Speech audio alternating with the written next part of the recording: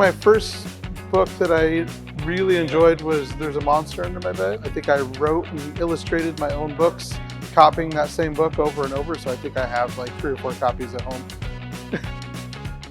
The Little Engine That Could has a great message that if you stick to it, you put your mind to it, you can do anything. So growing up, I loved to read Where the Wild Things Are because it allows you to, it gives you a different perspective of reality versus fantasy.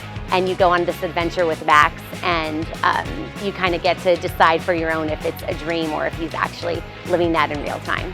My first book that I loved reading was it was a Mother Goose book that was illustrated back in 1976.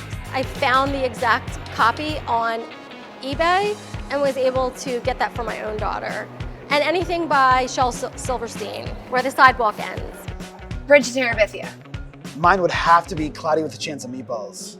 That's a good one. Oh, my first favorite book is Are You My Mother? It was about a little bird who was looking everywhere for his mom. And so that book is one of my favorites. Even now, I'm 41, still love it. I'm like, yes, it's the best.